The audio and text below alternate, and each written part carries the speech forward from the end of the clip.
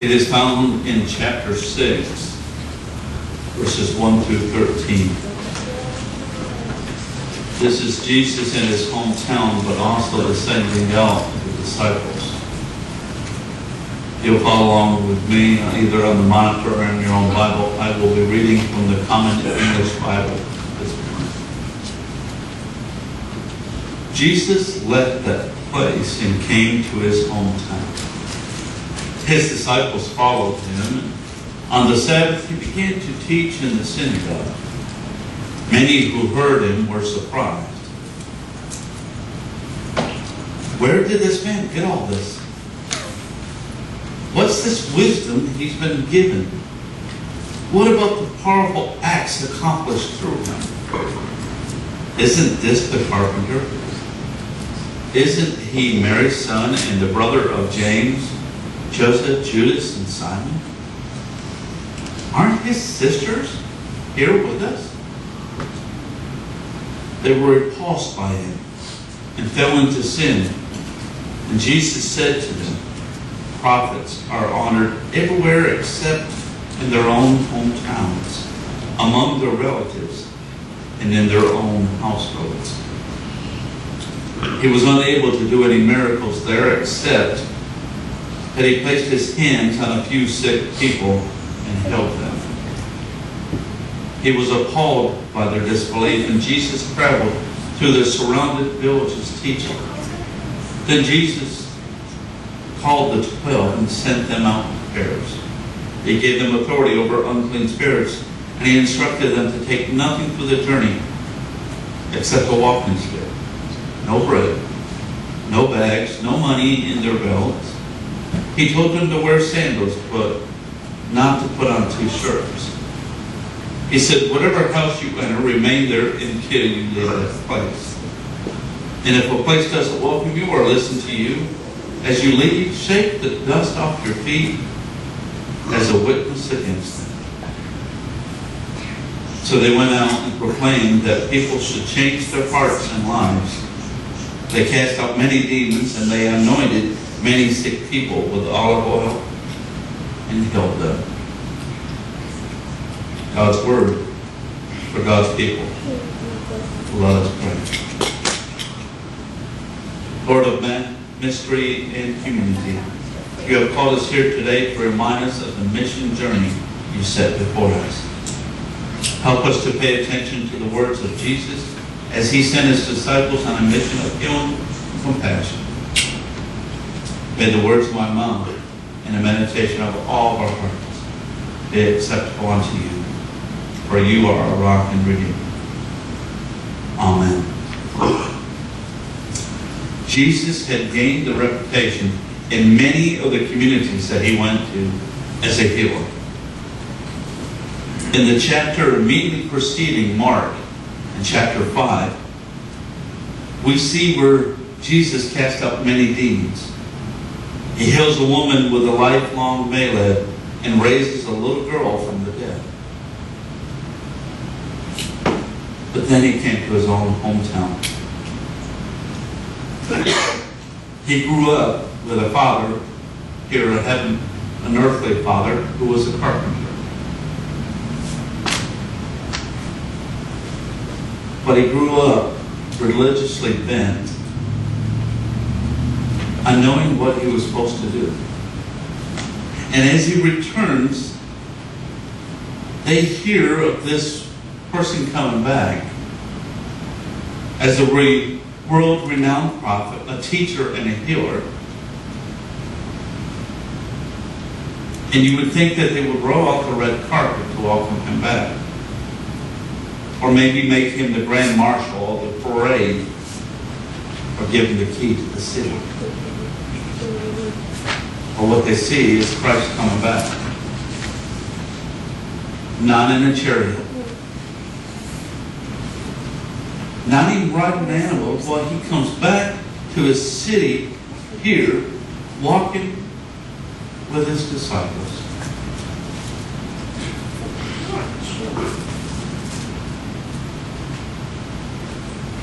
They said, maybe we need to let him preach in the synagogue. So he does. And Mark tells us that those who heard him in the synagogue were astounded by what he said. But there were some that weren't impressed. When he asked, where does he get this wisdom? They were not praising him like some were in many of the other communities. Because we know this is obvious when they say, isn't he a carpenter? Doesn't his brothers and sisters, don't they live here with us? What they're saying is he's just a simple man and he should have no authority to say the things he's saying. In today's language, we would say he's talking out of his hat.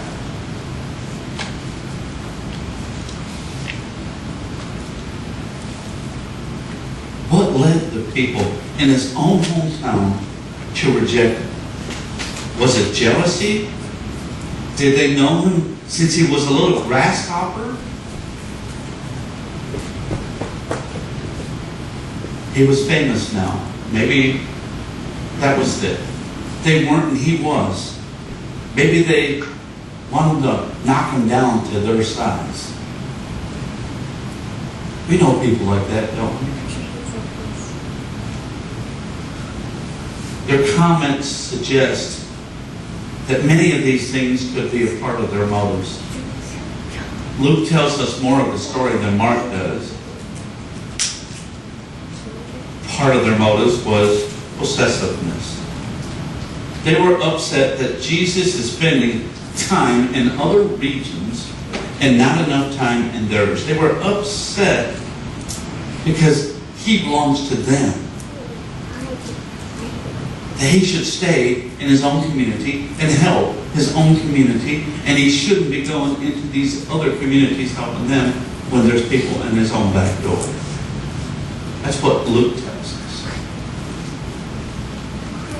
They say charity starts at home, and it should be done in here in Nazareth, and some of those wonders he's doing should have started here and not there. But either way,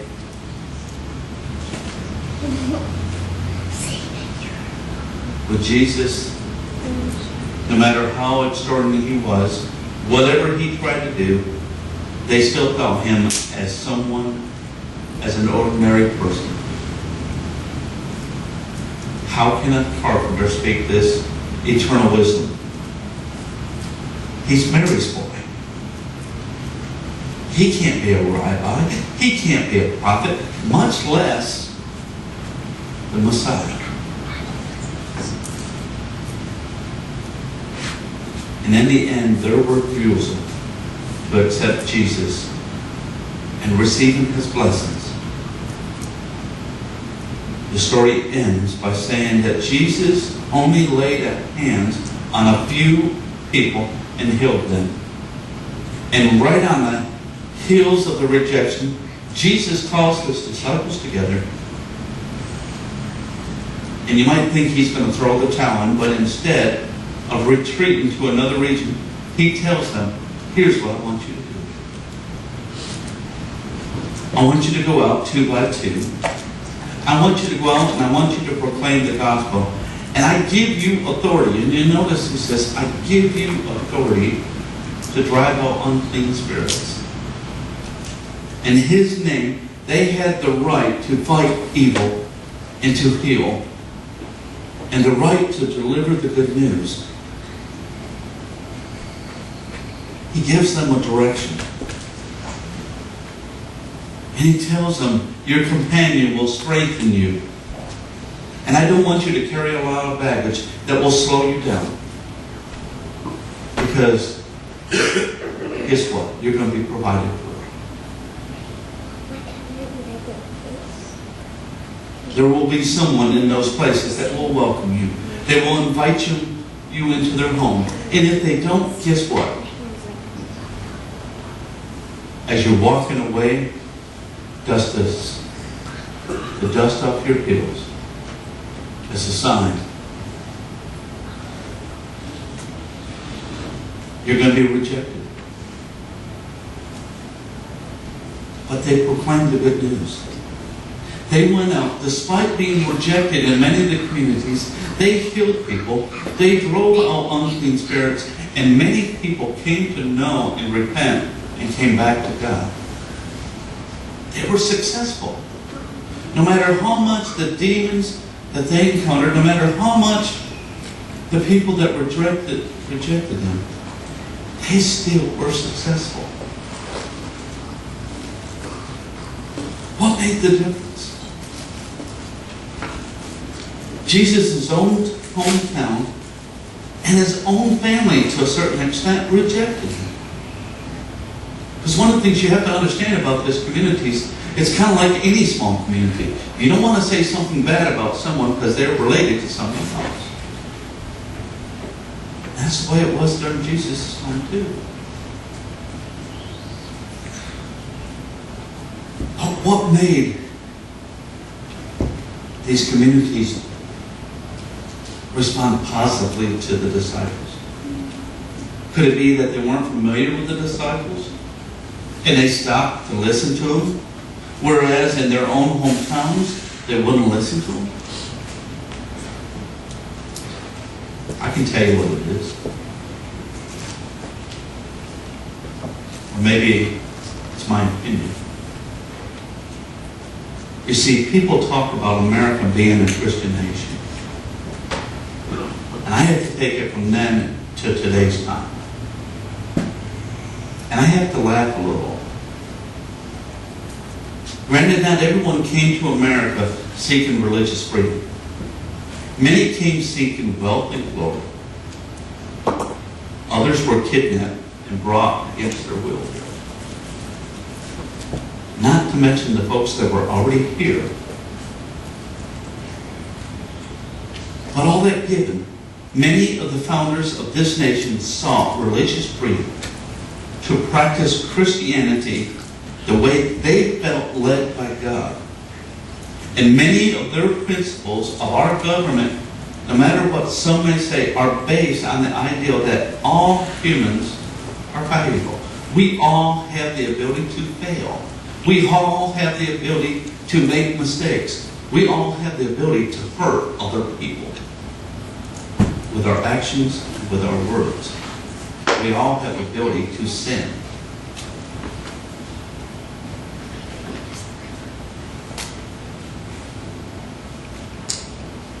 But our founding fathers felt led by God. And they knew God gave all of us certain rights. And most of the patriotic songs we sing that are hymns that are recognize God as the giver of the freedom.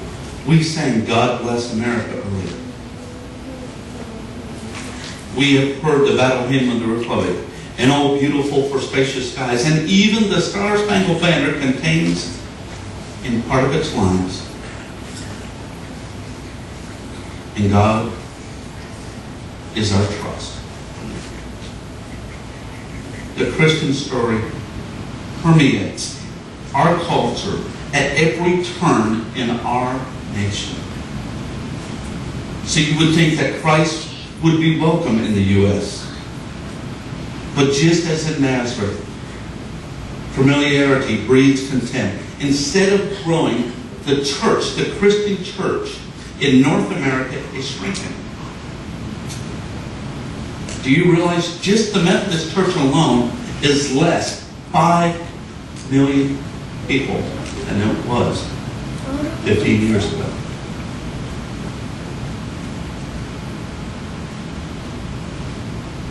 Jesus has become an old hat to some folks. You try to tell them about Jesus and they begin to tune themselves out of what they're hearing. Been there, done that, got the t-shirt.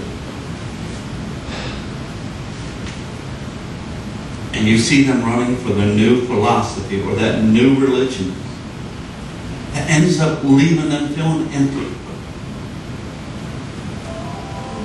But the sad part is, in other parts of the world, Christianity is growing. In Africa, and in Asia, China, where it once was outlawed to even have a Bible, it is now growing by leaps and bounds. To the point that churches in Africa and China, you know what they're doing? They're sending missionaries here to the U.S. They're sending missionaries to North America.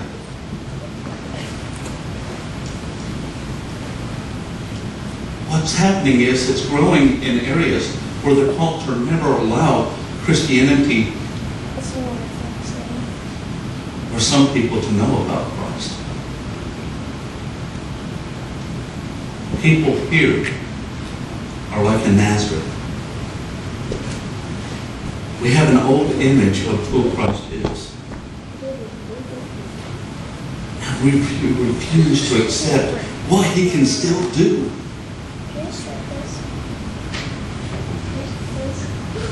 My grandmother once told me when I was in Sunday school, I asked her about how it was like in Sunday school when she was growing up, and she says, we don't do it that way anymore.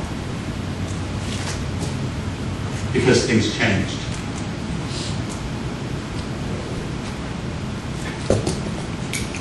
You see, nowadays we say, we've never done it that way before, so why change? We have an old image on how Christ works within the amount of people that we come into contact. Some say that here in America we've been inoculated to Christianity, so it's no longer infectious. Maybe we need to just say we become prejudiced against it. So what do we do? What do we do as Maud United Methodist Church? What do we do as Christians? Should we give up on America? Should we throw our arms up in the air and perhaps as Christians we need to just focus on continuing to send people to third world countries? I'm not saying stop doing that. Because they're still listening. They're still responding. What America ignores. What would Jesus do in this situation? I'll tell you what He would do. Exactly what He did in Nazareth. He'd send out witnesses. He would anoint each and every person with the power to resist evil and to heal.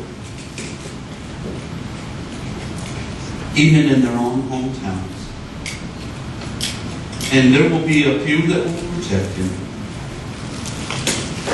But He would want us to go out into the society that thinks they already know who Jesus is and show them the true, new, real Jesus that has still been there and can still make them feel whole instead of empty. He would help us to show them that their assumptions of Him is wrong.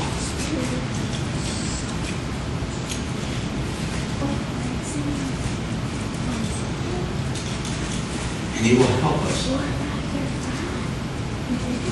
to bring people to Him so that they might be saved. We sang God Bless America earlier as our opening hymn. Do we really want God to bless America? Do we really want God to bless America? Why should God bless our country? If we still are not helping those people who reject His Word to come to know Christ in a new way. If we truly want God to bless America, then we need to be ready. We have a chance coming up, starting next Sunday, to inspire some young men and women that are going to be pre-K through 6th grade, 5th grade. I'm going to tell you, this last week, I came home dog tired. I'm going to tell you, there is some young men and women There was a seventh grader that could lead and preach from any pulpit. Someone worked with that young man. Someone in a church like this shared Christ with him. This boy knew what the Holy Spirit and could teach some of the professors in the seminary. He was a seventh grader. And then there's some that came there. They got a chance to be a kid. Because at home they didn't have that. They got to experience the love of Christ for the first time.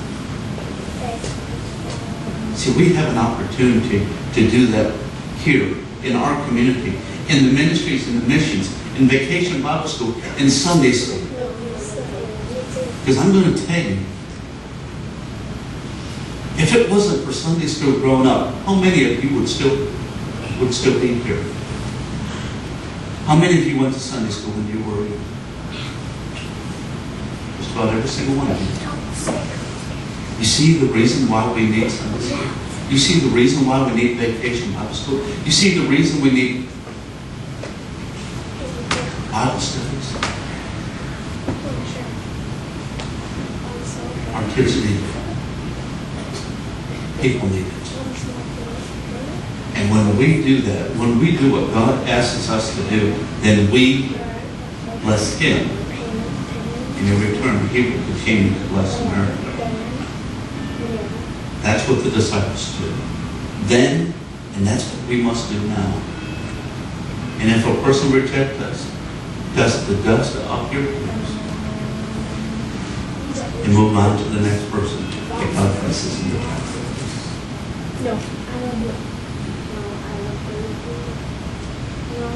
But you have to be ready.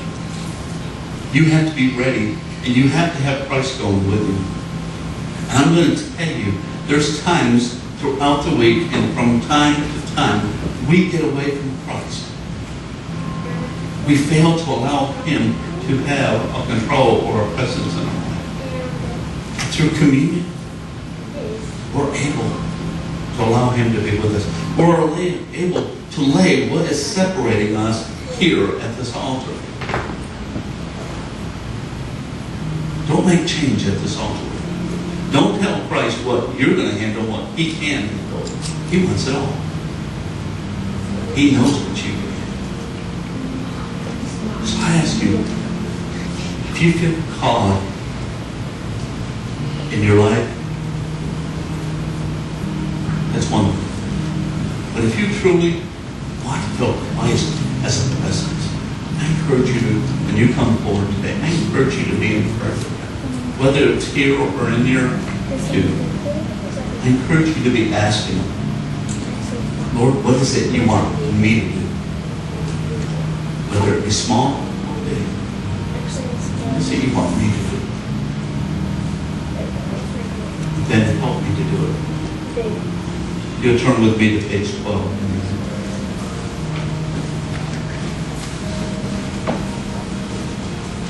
Christ our Lord invites us to all who love Him